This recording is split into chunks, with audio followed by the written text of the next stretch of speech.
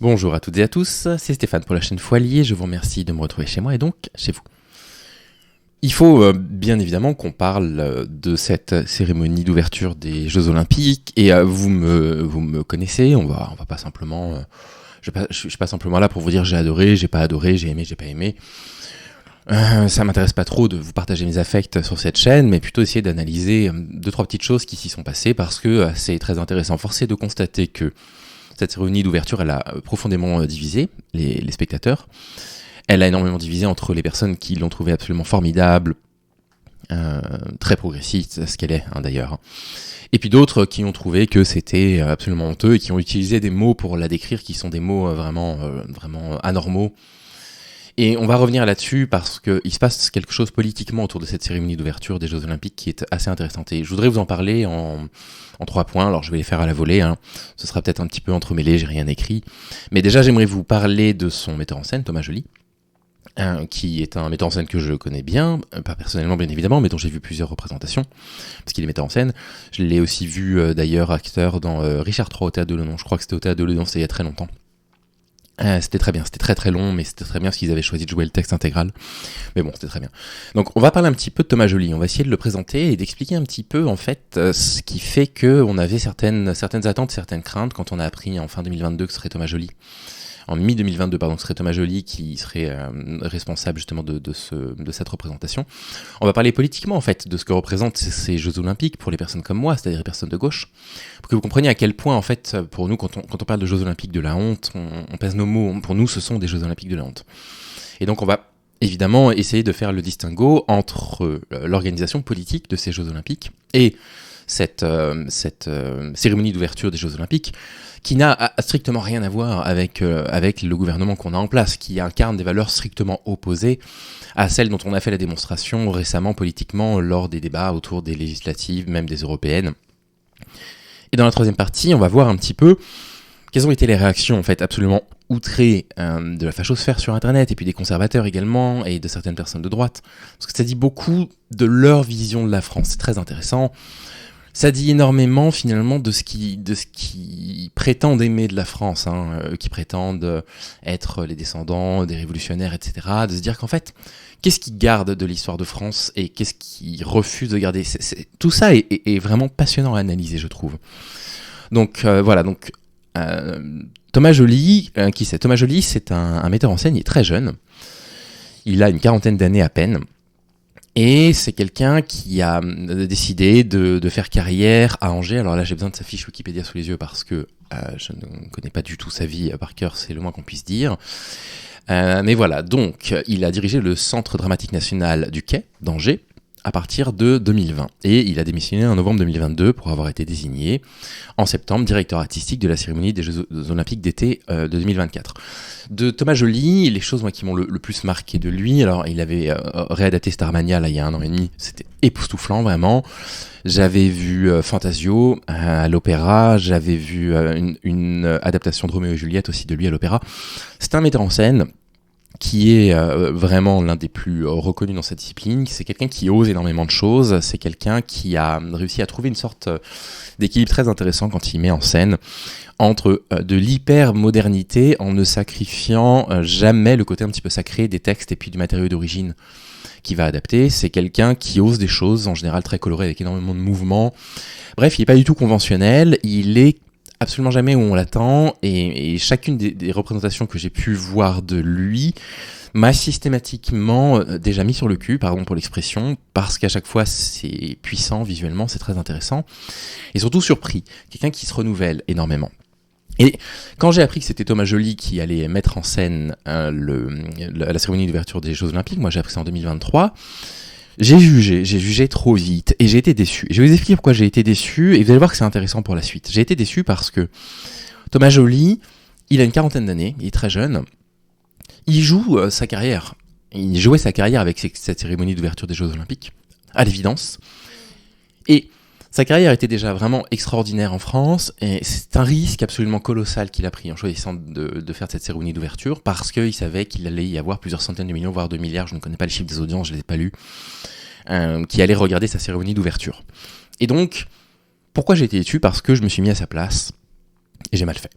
Je me suis mis à sa place et je me suis dit, en fait, moi, si j'étais Thomas Joly, là, je produirais la cérémonie d'ouverture des Jeux Olympiques la plus consensuelle possible. Parce que je ne vais pas mettre ma carrière en danger. Je ne vais pas mettre la suite de ma vie professionnelle en danger après avoir commencé aussi fort. Et donc, je m'attendais à quelque chose de spectaculaire, parce que pour le coup, ça, il sait très bien faire. Quelque chose d'assez consensuel. Je m'attendais pas à aller le voir sur le terrain de ces mises en scène un petit peu osées qu'il a l'habitude de produire. Il a fait pas mal de théâtre aussi, il a produit donc du Shakespeare, il a produit du Marivaux également. Et je m'étais attendu à quelque chose de beaucoup plus sage, parce que dans sa position à lui, je pense qu'il faut bien comprendre que faire ce qu'il a fait hier, produire la cérémonie d'ouverture des Jeux Olympiques qu'il a produite hier, je trouve que c'est faire montre à la fois d'une honnêteté vis-à-vis de ce qui vous touche, artistiquement parlant, sensationnel, et un courage inouï. Un courage inouï parce que il va subir un backlash, il est déjà en train de le subir, même s'il ne le sait pas encore, je vais vous le montrer tout de suite, un backlash absolument ignoble. Je vous donne un exemple de ce qui est en train de lui arriver. Je ne sais pas s'il est au courant. Prenez sa page Wikipédia ici et vous le voyez, la page Wikipédia en anglais. Vous voyez le début de la page Wikipédia telle qu'elle a été publiée il y a encore 24 heures. Thomas Joly est né le 1er février 82 à Rouen. Fin de la parenthèse, il n'y a rien derrière la parenthèse, si ce n'est c'est un acteur et un directeur artistique français. Et regardez ce qui a été rajouté sur sa page Wikipédia après cette parenthèse. Donc Thomas Joly, qui est né le 1er février 82 à Rouen, est né d'une famille juive. Ça, c'est un rajout qui vient d'être fait.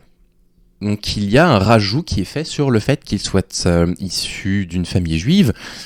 C'est évidemment un ajout qui n'a rien à faire ici. On se fiche complètement de la confession religieuse de ses parents. C'est évidemment une forme d'antisémitisme complètement banalisée. Et ce truc-là, je pense, va se répéter. Il va subir beaucoup d'attaques et force à lui. Et donc, voilà. Donc, Thomas Joly, hier, a choisi de proposer une cérémonie d'ouverture déjà qui est assez atypique par rapport à ce qu'on a l'habitude de voir, puisqu'il a choisi de mélanger l'arrivée des différentes délégations internationales, qui sont, vous savez, représentées par ordre alphabétique. Si vous vous demandez d'ailleurs pourquoi les États-Unis sont apparus en avant-dernier, c'est parce que ce sont les prochains organisateurs des Jeux Olympiques. Et donc voilà, il y a une tradition de montrer en fait qu'on va transmettre le flambeau. La France avait été les derniers porte-parole, les derniers porte-drapeaux avant les Japonais aux Jeux Olympiques de Tokyo. Et donc, il y a eu déjà ce mélange entre l'arrivée de toutes ces représentations internationales et la cérémonie d'ouverture qui n'a pas eu lieu dans un lieu clos, parce que c'est beaucoup plus facile de faire dans un lieu clos, mais qui a eu lieu dans les rues de Paris. C'était évidemment très compliqué, il a fallu y répéter discrètement pour ne pas que ça se voie, etc. Donc, c'est quelque chose d'extraordinairement ambitieux qu'il a fait. Et puis, il a choisi de représenter la France sous toutes ces diversités. Et là, c'est intéressant, parce que avant de décrire un tout petit peu en détail, moi, ce qui m'a marqué dans cette cérémonie, c'est intéressant parce que vous avez certains militants de gauche et certaines militantes de gauche en ce moment qui sont un peu bougons là sur Internet. Et on peut vraiment les comprendre, mais j'aimerais pouvoir leur répondre, non pas parce que je pense qu'ils ont tort, mais parce que j'ai un argument qui fait que moi j'ai une autre vision.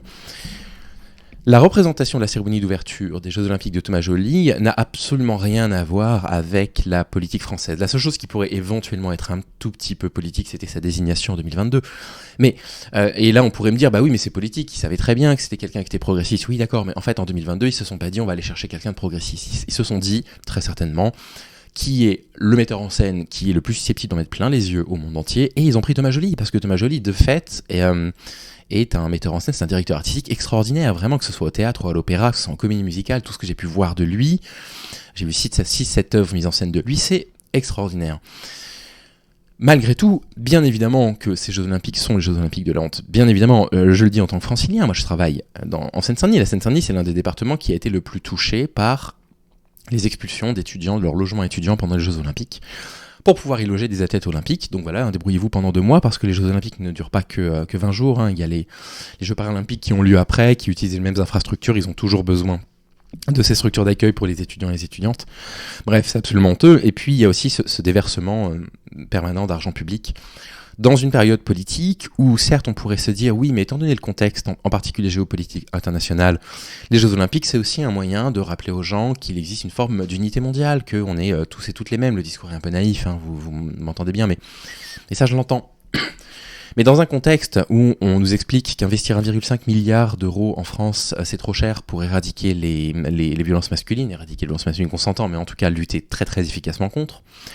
En fait, aujourd'hui, je ne peux plus accepter qu'on investisse autant d'argent public pour un événement qui n'a qu'une seule fonction, c'est mettre Paris et la France à l'honneur. Et récemment, Paris et la France n'ont pas été à l'honneur, en particulier la France. La France n'a pas été à l'honneur dans les médias internationaux parce que on a inquiété un petit peu le monde entier, où les gens disaient mais en fait la France c'est un petit peu le dernier bastion de cet esprit un petit peu révolutionnaire qui a pu habiter un petit peu les peuples du monde entier. C'est des trucs qu'on a lus, qu'on a entendus. C'est évidemment pas tout à fait exact, mais c'est toujours intéressant qu'on soit perçu comme ça. Ils sont sur le point de basculer vers l'extrême droite, et puis les médias internationaux ont beaucoup parlé des campagnes politiques qui étaient des campagnes ouvertement homophobes, lesbophobes, transphobes, xénophobes, islamophobes, antisémites parfois. Et donc, si vous voulez, le contraste qu'il a pu y avoir entre cette cérémonie d'ouverture extraordinairement inclusive, même s'il y aurait toujours des petites choses à redire, mais aujourd'hui je ne vais en faire vraiment aucune critique. J'ai vu 2-3 trucs qui m'ont pas plu, avec un œil sur le sexisme, mais aujourd'hui je veux pas cracher dans la soupe, c'est pas de ça dont j'ai envie de parler aujourd'hui, mais comprenez que du coup ça fait aussi du bien de se dire que la représentation politique que l'on a donnée à l'international, elle est aussi contrebalancée par ce genre d'artistes qui rappelle au monde entier que la France reste peuplée de personnes qui sont profondément attachées à des valeurs de laïcité, qui ne connaissent pas la question du blasphème. Alors oui, là, on va en reparler dans l'analyse, mais les gens disent, comme par hasard, c'est la religion catholique qui est blasphémée actuellement. Et oui, évidemment. Dans le contexte dans lequel on est aujourd'hui, ça n'a pas la même valeur, ça n'est pas vu de la même façon, selon que vous blasphémiez, entre guillemets, parce qu'il n'y a pas de droit de blasphème en France, on ne peut pas blasphémer en France, le blasphème n'existe pas, mais que vous, je sais pas, que vous moquiez la religion catholique ou juive ou musulmane, ça n'a pas le même impact aujourd'hui, mais on reviendra là-dessus.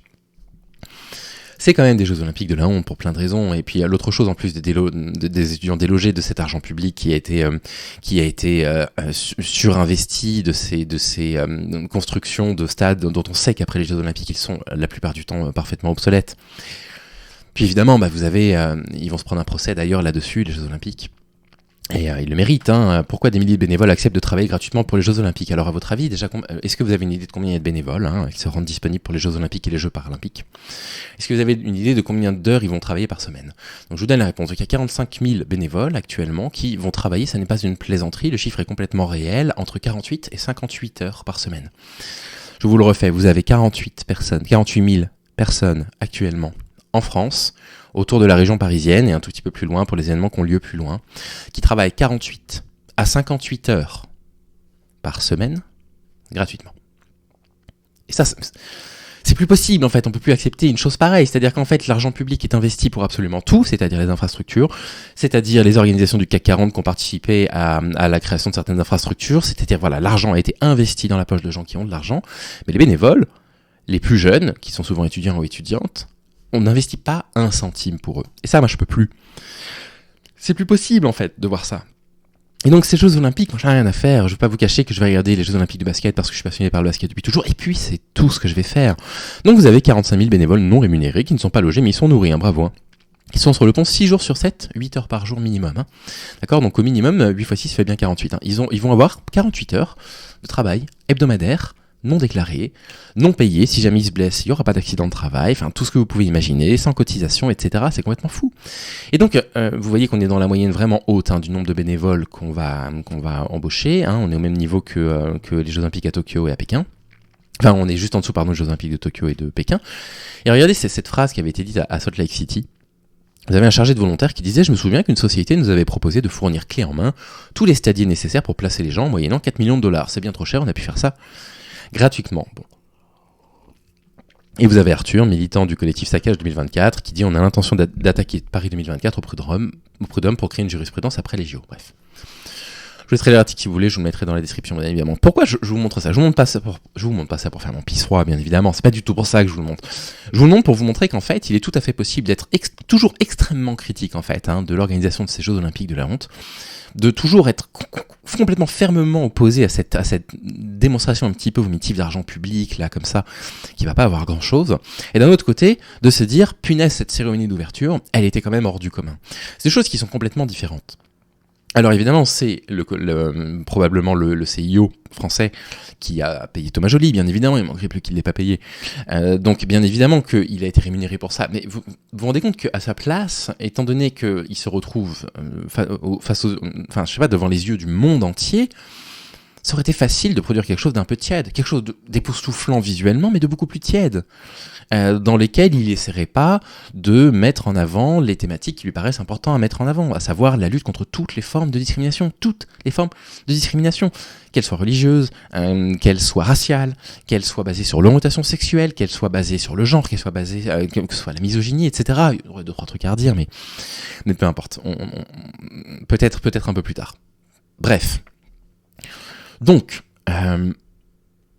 cette cérémonie d'ouverture des Jeux Olympiques, c'est ça qui est intéressant, tranche radicalement avec l'organisation de ces Jeux Olympiques et avec l'organisation politique de l'État français. Thomas Joly ne représente évidemment pas notre système politique. Notre système politique n'est évidemment pas amical avec les personnes trans dont ils essaient de réduire leurs droits, avec les personnes, avec les gays, avec les lesbiennes, avec les bi, avec évidemment les étrangers, avec encore moins les différentes minorités religieuses, etc. Et certaines personnes ont vu une forme d'hypocrisie, et je comprends, et je voudrais leur répondre. Bien sûr qu'il y a une forme d'hypocrisie, mais en fait, ce qui va provoquer une forme d'hypocrisie, ça va être la réaction et la récupération politique qu'il va y avoir derrière, de politiques qui vont d'abord tâter le terrain, prendre 12 à 24 heures pour demander à leurs conseillers qu'est-ce qu'ils en disent, les gens, est-ce que les gens ont trouvé que c'était formidable ou pas, et si c'est formidable, ils vont dire ah bah oui, vous voyez, ils incarnent les valeurs de la France. Et ça, c'est hypocrite. Ça, c'est profondément hypocrite. Et là-dessus, je vous rejoins. Là-dessus, il faudra qu'on soit attentif et qu'on puisse les dénoncer. Qu'on puisse dire aux différents députés qui veulent empêcher les transitions, par exemple, des personnes trans, de leur dire, attendez, vous êtes en train de nous dire que le côté progressif de cette cérémonie d'ouverture est formidable, et vous votez du coup pour les priver de leurs droits. Toutes les personnes conservatrices ou de la droite qui, dans leur tête, sont quand même relativement anti-IVG, qui sont contre le mariage pour les homosexuels et pour les lesbiennes, qui sont contre les familles monoparentales et l'accès à la PMA aux mères célibataires ou aux mères lesbiennes, qui vont essayer de récupérer politiquement ça. Il va falloir leur rappeler, bien évidemment. Et je pense qu'il faut qu'on fasse une distinction très nette dans nos têtes entre ce qui s'est passé lors de cette cérémonie d'ouverture et les Jeux Olympiques et la vie politique française. Parce que Thomas Joly, je suis vraiment tellement heureux de ce qu'il a produit, malgré mes quelques réserves, mais tellement globalement heureux de ce qu'il a produit, parce qu'il nous a aussi rappelé qu'en France, il y avait des gens qui pensaient aussi comme nous, des gens qui étaient puissants, des gens qui avaient la possibilité de produire de l'imaginaire collectif puissant. Et la cérémonie d'ouverture peut bien évidemment radicaliser encore plus certaines personnes. Et vous savez que l'anti-wokisme, la transphobie, l'homophobie, tout ça, c'est des passerelles vers l'extrême droite, c'est possible aussi. Mais ça peut aussi laisser une trace dans l'imaginaire collectif de beaucoup de Français, là, ce qu'il a fait, Thomas Joly. C'est très puissant, c'était un pari très osé, c'est un pari qui réussit. Et je suis content. Hier, je suis content d'avoir vu des personnes de toute couleur de peau, même s'il y avait majoritairement des blancs, on va revenir dessus, mais c'est normal. Je veux dire, si on veut représenter fidèlement la population française, bon, bah en France, effectivement, il y a une majorité de blancs. Il y a, je crois que on a à peu près 20% d'immigrés ou de Français dont les parents étaient eux-mêmes immigrés. Donc voilà, cette proportion ne me choque pas, mais je suis content qu'on ait vu beaucoup de femmes. J'ai pas fait le ratio, je vais pas vous le cacher, je pense qu'il y avait beaucoup plus d'hommes que de femmes, mais j'en suis quand même content. Je suis content qu'ils aient représenté différentes formes d'expression de genre, d'expression de sexualité, etc. Je suis très content de ça, qu'il n'ait pas cherché à revisiter le roman national français et qu'il ait simplement reproposé des éléments de notre roman national qui sont des éléments du roman national, un roman national est toujours teinté politiquement, bien entendu, mais qui n'a pas cherché à pervertir pour en faire une vision gauchiste. Vous voyez ce que je veux dire? Il aurait très bien pu... Alors moi, à la place de Thomas Joly, j'aurais mis que de la commune partout. Non, il part de la Révolution française. Très intéressant, la Révolution française est vraiment un événement historique qui est admiré par quelques personnes de la gauche. Moi, je suis très critique de la Révolution française, mais pour des gens qui me regardent, qui peut être très apprécié de certaines personnes de droite, très apprécié de certaines personnes de l'extrême droite. Il est quand même allé chercher des trucs qui ne sont pas des trucs dans la tête des gens, qui sont simplement des trucs de gauchistes. Et donc, il y a eu beaucoup de réactions. Beaucoup de réactions. Je remercie le camarade Paduring d'avoir fait un trade de certaines de ces réactions, donc je suis désolé, j'ai vraiment rogné. Pourquoi j'ai rogné le plus possible? Parce que parfois je n'aurais pas envie de vous dire qui a tweeté quoi. Là, c'est Damien Rieu, par exemple. Damien Rieu s'offusque de cette représentation de la scène. Donc, il dit faire jouer la scène à des drag queens. Il manquait bien un peu de christianophobie et de mauvais goût, sans compter la faute diplomatique contre tous les pays chrétiens. Étrangement, ils n'ont pas fait une parodie de Mahomet. Donc, ça n'est évidemment pas la même chose aujourd'hui que de vouloir, je sais pas, parodier, moquer, tout ce que vous voulez, hein, la religion chrétienne, qui n'est pas une religion qui subit de la discrimination en France, que de faire quelque chose contre les juifs ou contre les musulmans. On sait qu'aujourd'hui, les actes antisémites et les actes islamophobes sont très nombreux en France, continuent de se développer, donc bien évidemment que symboliquement, ça n'aurait pas du tout le même impact que d'aller vouloir caricaturer une religion qui subit déjà de la discrimination, à l'évidence. Donc une faute diplomatique contre tous les pays chrétiens. Donc ça c'est toujours très intéressant parce que vous avez quelques personnes, en général athées, qui ont une relecture de la Bible, enfin une lecture en fait de la Bible, et qui disent mais en fait il y a des éléments dans la Bible évidemment qui ont été les précurseurs de toute la catastrophe de la civilisation judéo-chrétienne qu'on connaît avec alors c'est un système de valeurs qui est quand même un système de valeurs intéressant sur lequel on a basé d'abord notre code pénal, vous savez, l'interdiction de tuer, l'interdiction de voler, etc. Ça c'est très important, mais aussi tous ces trucs qui vont positionner la femme comme un être inférieur par rapport aux hommes. Et il y a une personne qui dit, des historiens de la Bible qui disent mais en fait il y a pas mal d'éléments de la Bible qui proposent des images aussi féminines qui ont été complètement mises de côté par les relectures du culte catholique, qui ont eu de l'importance mais qui ont été oubliées alors qu'il y a des passages entiers autour de ça. Il y a des choses à l'intérieur de la Bible qui peuvent être analysées de façon, on va dire, un petit peu plus ambiguë et même peut-être parfois progressiste. J'en avais parlé une fois dans une vidéo. Là, on a simplement une représentation de la scène. Donc la scène, qu'est-ce que c'est ? Vous savez, c'est le dernier dîner de Jésus avec ses 12 apôtres, avant de se faire trahir. Et donc là, la scène est un tableau extrêmement connu de Léonard de Vinci, qui représente donc Jésus en plein milieu avec ses apôtres, avec Marie-Madeleine qui est juste à côté de Jésus. Marie-Madeleine qui n'est pas une apôtre de Jésus, mais voilà, dont la place est prédominante dans la peinture de Léonard de Vinci. Et donc en fait, bah oui, là il y a une forme de caricature, il y a une forme de parodie effectivement de la scène, qui veut dire quoi ? Qui veut dire que on est actuellement dans une période de partage, on est actuellement dans une période où on va se retrouver tous ensemble autour d'un événement commun, les Jeux Olympiques, et que ces Jeux Olympiques, en fait, ils concernent absolument n'importe qui en France. Que vous soyez fin, que vous soyez plus gros, que vous soyez blanc, que vous soyez noir, que vous soyez un homme, que vous soyez une femme, que vous vous considérez comme non-binaire, que vous soyez homosexuel, lesbienne, bisexuel, que vous soyez cis, que vous soyez trans, et on est en train de partager un moment en commun. Et il a choisi, pour ça, de représenter des personnes qui sont marginalisées par les grands médias, qui sont marginalisées par nos politiques, pour le représenter. Quoi de plus finalement fidèle pour représenter la scène ? Ces 12 apôtres et Jésus qui étaient affreusement marginalisés, qui faisaient peur aux gens parce qu'ils menaçaient l'ordre établi. C'est-à-dire qu'on pourrait aussi y voir cette relecture-là. Donc Damien Rieu est absolument scandalisé parce que pour lui c'est de la christianophobie. Ne me demandez pas ce que c'est que la christianophobie, hein. Personne ne sait ce que c'est que la christianophobie.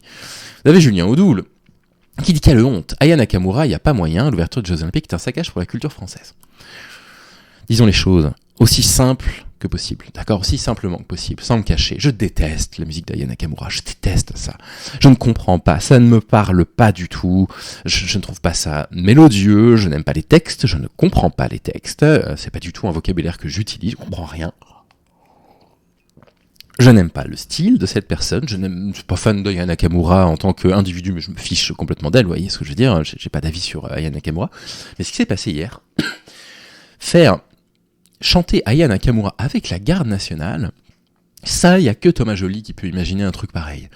Alors, n'allez pas me chercher sur le terrain du symbole, je m'en fiche un petit peu du symbole, mais je comprends que derrière ça, il y a des personnes qui se disent, putain, c'est quand même assez incroyable, de mélanger du coup la culture de la rue avec la culture de la garde nationale française, qui est l'opposé total de ce que les bourgeois peuvent imaginer être la rue. Les bourgeois, ils imaginent que la rue en France, cité bien évidemment, c'est ça qu'ils entendent par la rue, hein.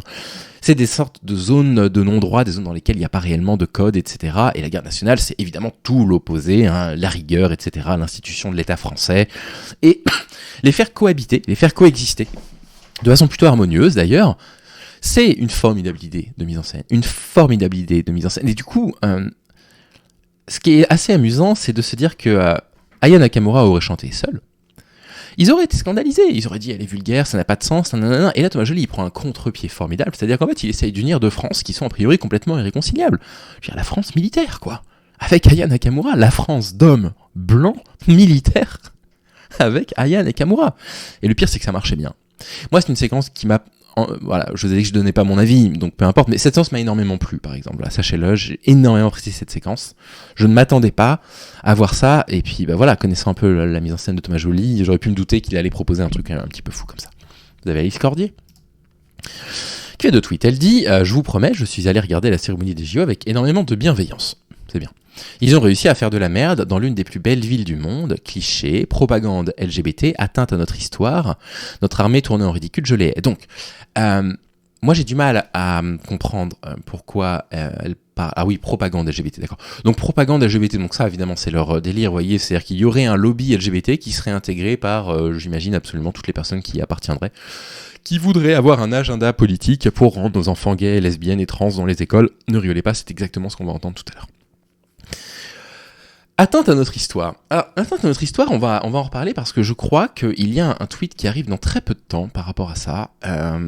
Laissez-moi juste vérifier. Oui, on va en reparler dans un instant. Atteinte à notre histoire. Donc en fait, l'histoire française n'est pas à l'image que ce que vous vous en faites, en fait. C'est-à-dire qu'en fait, l'histoire française, elle a été faite de moments avec des élans d'humanisme et de progressisme extrêmement importants, qui ont même parfois inspiré le monde entier, et des élans terriblement réactionnaires, de guerre, etc. Et en fait, on peut pas arriver comme vous le faites en disant moi j'aime la France et j'aime son histoire si en fait on ne veut pas regarder des événements de l'histoire qui ne vous parlent pas.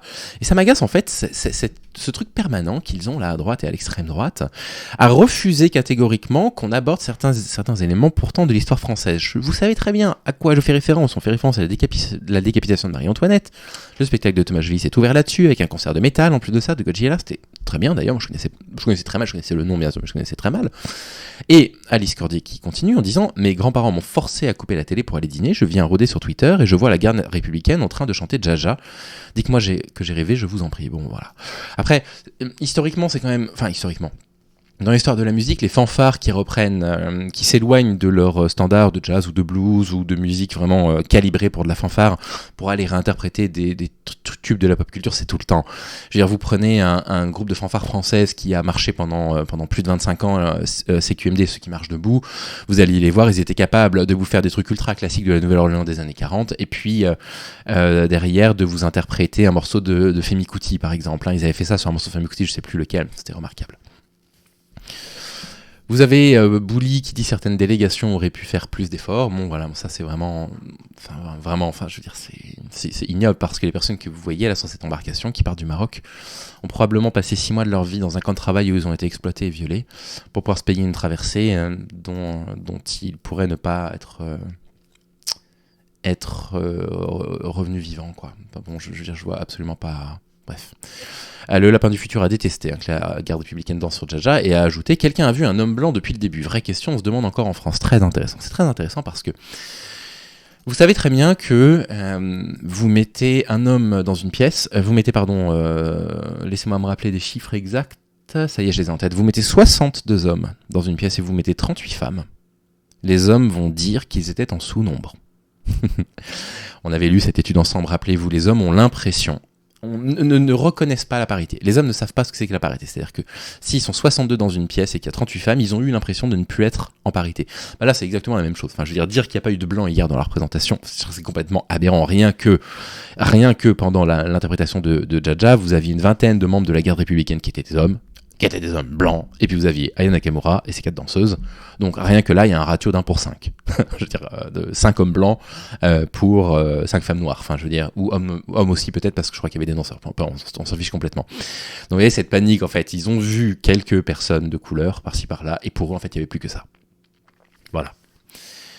Et Hermine qui commentait du coup le post qu'on a vu et qui dit, et évidemment, il y avait des drag queens et puis il y avait aussi un enfant. Alors, bon, ça c'est sûr que moi j'ai toujours du mal, effectivement, avec cette panique, en fait, qui a tendance à dire, comme il y a des enfants qui sont représentés parfois chez les drags, ça veut dire qu'ils sexualisent les enfants. Et en fait, ça m'agace parce que il y a des domaines qui sexualisent les enfants de façon évidente, les compétitions de mini-miss, par exemple, où c'est réellement l'objectif. L'objectif des mini-miss, c'est comme l'objectif des miss, en fait, c'est de paraître attirant sexuellement, de plaire pour le regard masculin.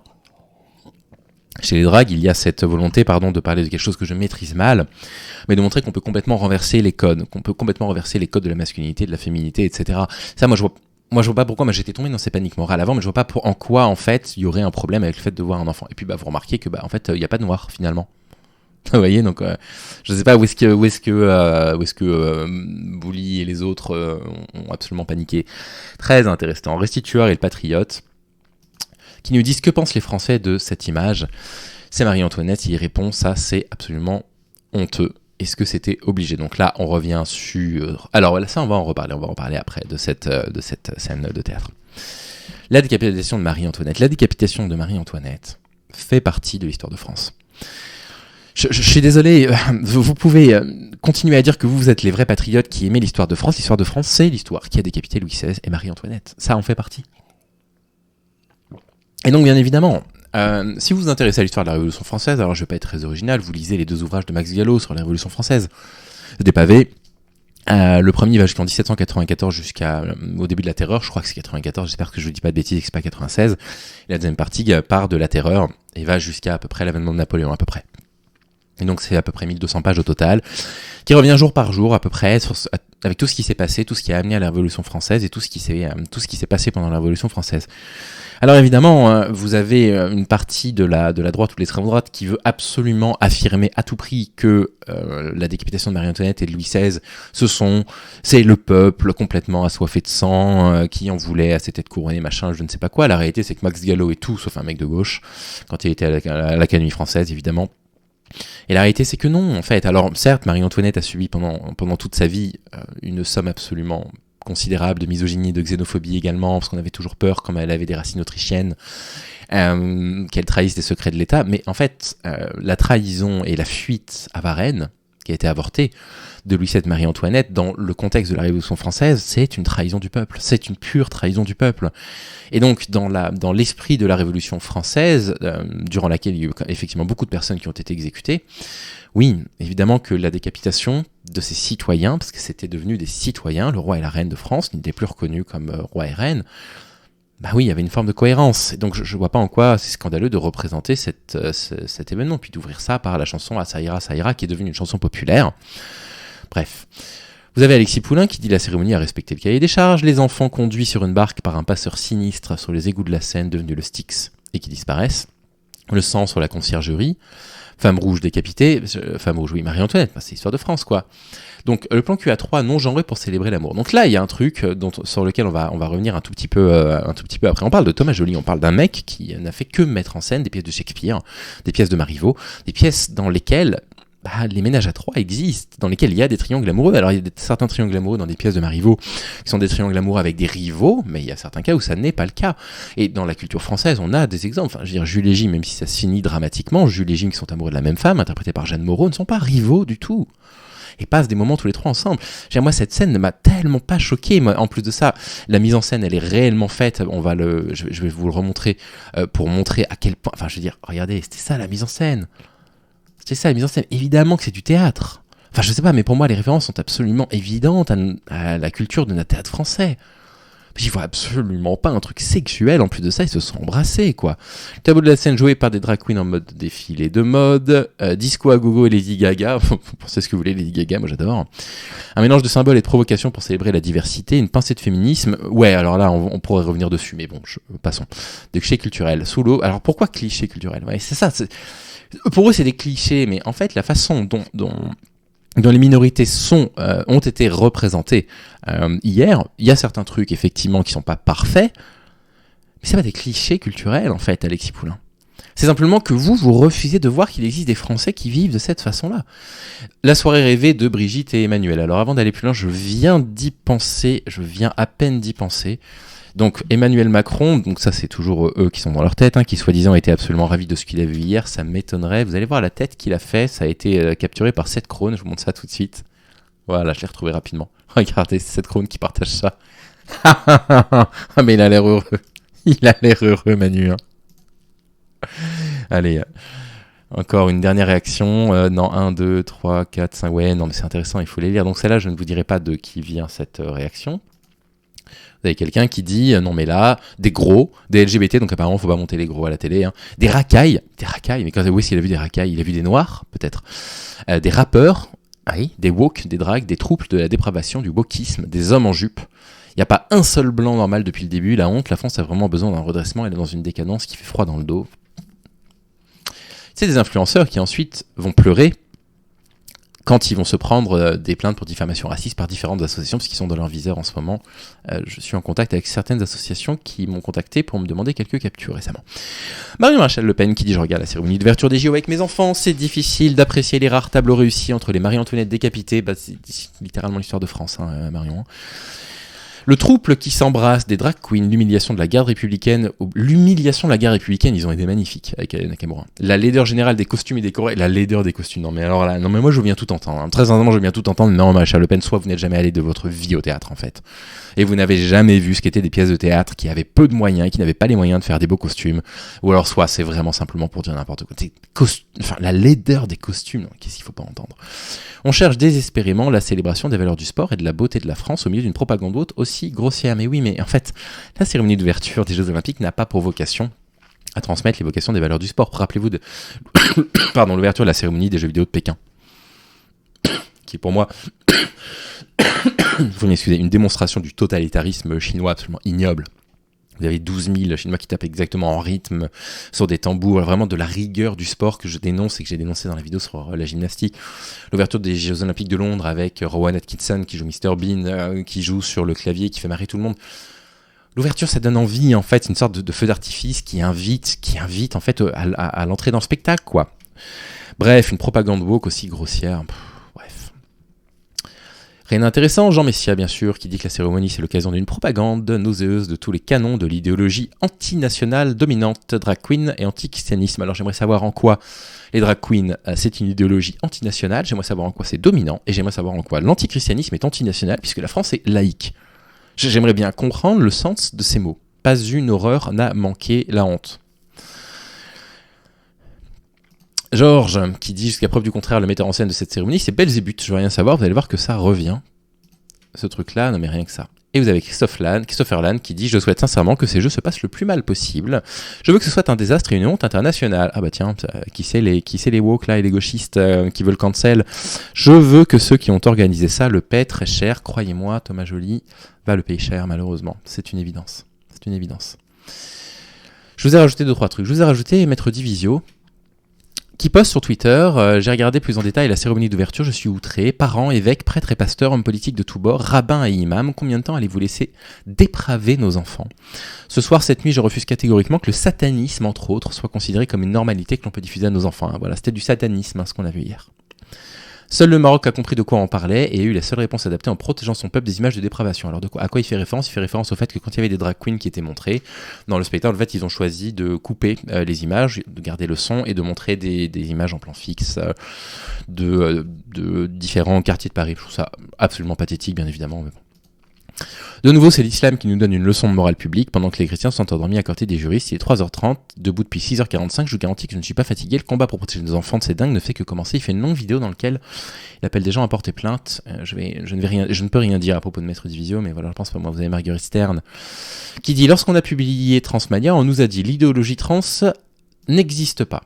Peut-être qu'on leur a dit ça. » Ça, effectivement, c'est vrai. Peut-être qu'il y a des gens qui ont dit ça veut rien dire, c'est une théorie du complot.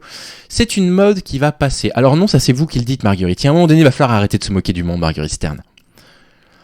Les militants des communautés LGBT ne vous ont jamais dit c'est une mode qui va passer. Personne ne vous a jamais dit ça. C'est vous qui, dans votre tête, vous dites c'est un effet de mode.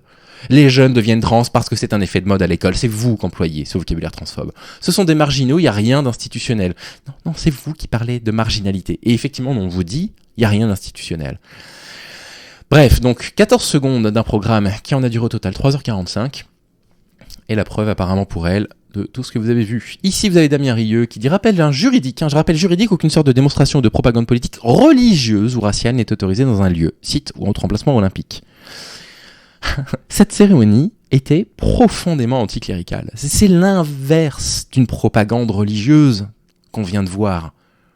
Damien, faites un effort, enfin. Et voilà, Marguerite Stern là-dessus qui dit « Oh, c'est gênant, les prémices d'un plan A3, la promotion du polyamour, qu'est-ce que ça fait là ?» Non, mais vraiment, moi, je... Bon, bref, moi, je peux plus, quoi. Très sincèrement, pour lire des trucs comme ça, enfin, le théâtre français, la culture française, la littérature française... Oui, triangle amoureux, il y en a eu. Bon. Cette cérémonie est très intéressante. Cette cérémonie, on va s'en rappeler longtemps. Ça, c'est le moins qu'on puisse dire. Elle va beaucoup faire parler, beaucoup plus chez eux que chez nous. J'en suis absolument convaincu. Nous, on va arrêter d'en parler, je pense, dans 3 jours. Parce que si vous voulez, nous, ce qui nous intéresse, en fait, c'est pas qu'on montre dans une vitrine que un metteur en scène brillant en France soutient toutes les minorités, quoi. Nous, ce qu'on veut, en fait, c'est que politiquement, il y ait des actes qui soient pris, qui soient faits, des mesures qui soient prises pour les protéger, pour prendre leur défense. Ça ne nous intéresse pas de voir ça dans un spectacle. On est content parce qu'à la vue du monde entier, tout le monde a vu qu'il existait encore des Français qui résistaient pour défendre justement toutes les minorités, quelles que soient toutes les minorités que vous pouvez imaginer. Mais nous, c'est politiquement qu'on veut un changement. Sauf que symboliquement, ça va faire du mal aux fachos, à l'extrême droite, à la droite, etc. Ça va faire beaucoup de mal symboliquement. Ils vont avoir du mal à s'en remettre, ils vont reparler encore et encore et encore, alors que nous, on va faire ce qu'on est censé faire, à savoir militer pour que politiquement maintenant, il y ait des mesures qui soient prises pour pouvoir les protéger. Mais je trouve cette cérémonie d'ouverture très intéressante, vraiment, en opposition totale avec l'esprit politique qu'il existe actuellement en France. Et c'est très intéressant que ces Jeux Olympiques soient ouverts de cette façon-là. Moi, je remercie Thomas Joly. Abonnez-vous à ses réseaux et soutenez-le à fond. D'accord ? Soutenez-le à fond parce que ça va être compliqué. Vous avez vu le changement dans sa page Wikipédia dès l'instant même où les gens ont dû voir un drapeau trans, ils vont se dire allez, ça y est, on va rappeler à tout le monde qu'il est juif. C'est vraiment honteux, quoi. Bref, prenez soin de vous, les amis. Profitez des jeux si c'est ce dont vous avez envie. Moi, ça m'intéresse pas particulièrement. Mais cet après-midi à 17h15, il y a France-Brésil en basket. Je serai devant pour le coup. Ça, je ne raterai jamais un match de basket de ma vie, de l'équipe de France. Profitez de vos vacances, voilà, peu importe. Et puis, je vous souhaite de prendre soin de vous et je vous dis à très vite. On reviendra dans 3-4 jours avec un sujet vraiment désespérant. Prenez soin de vous. Salut.